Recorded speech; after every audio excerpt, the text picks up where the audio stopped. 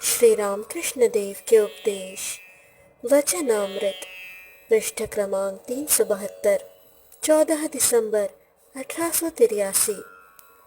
जीवन का अंतिम लक्ष्य ईश्वर से प्रेम। श्री राम कृष्ण के कमरे में धूप दिया गया है। उसी छोटे तख्त पर बैठे हुए श्री राम कृष्ण ईश्वर चिंतन कर रहे हैं। मणि जमीन पर बैठे हुए हैं। राखाल, लाटू, रामलाल ये भी कमरे के अंदर हैं। श्री रामकृष्ण मणि से कह रहे हैं, बात है उन पर भक्ति करना, उन्हें प्यार करना। फिर उन्होंने रामलाल से गाने के लिए कहा।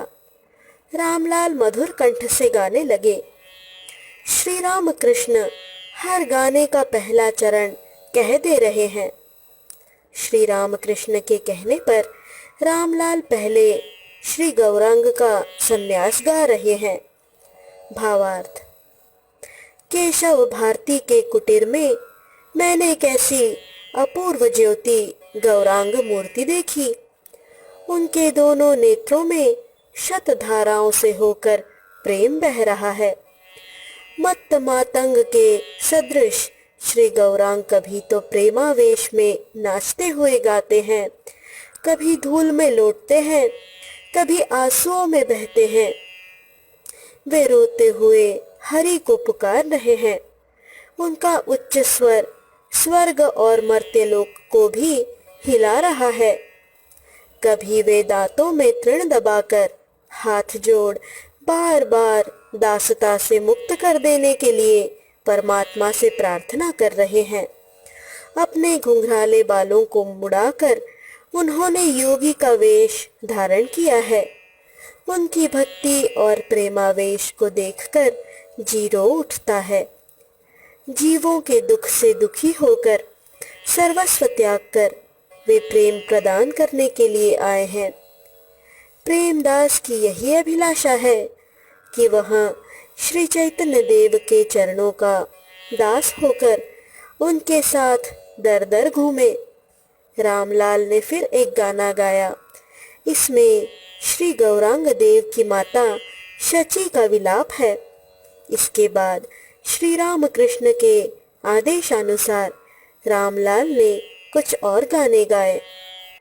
श्री राम कृष्ण रामलाल से फिर गौरांग और नित्यानंद वाला गाना गाने के लिए कह रहे हैं। इस बार रामलाल के साथ श्री राम कृष्ण भी गा रहे हैं। भावार्थ।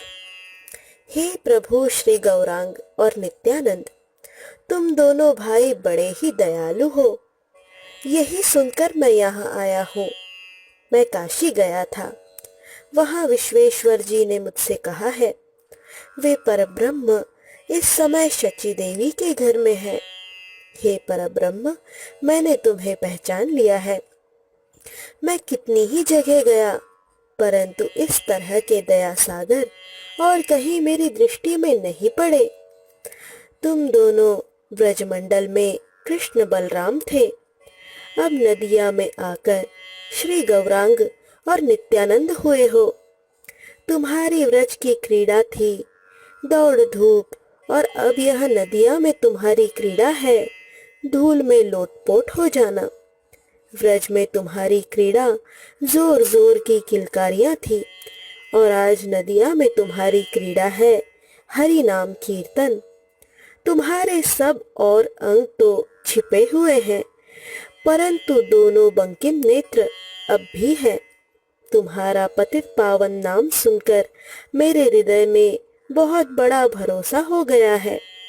मैं बड़ी आशा से यहाँ दौड़ा हुआ आया हूँ। तुम अपने चरणों की शीतल छाया में मुझे स्थान दो। जगाई और मधाई जैसे पाखंडी भी तर गए हैं। प्रभु, यही भरोसा मुझे भी है। मैंने सुना है तुम दोनों चांडालों को भी हृदय से लगा लेते हो। हृदय से लगाकर हरि नाम कीर्तन करते हो। निर्जन में भक्तों की साधना। रात बहुत हो चुकी है। नौबत खाने के ऊपर वाले कमरे में मणि अकेले बैठे हुए हैं। आज अगहन की पूर्णिमा है। आकाश, गंगा, काली मंदिर, मंदिरों के शिखर, उद्यान पथ, पंचवटी सभी चंद्रलोक से आलोकित है। मणि एकाकी श्री राम कृष्ण का चिंतन कर रहे हैं। रात के करीब 3 बज गए।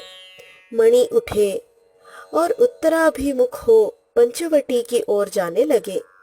श्री रामकृष्ण ने पंचवटी की बात कही है। नौबत खाना अब अच्छा नहीं लग रहा है।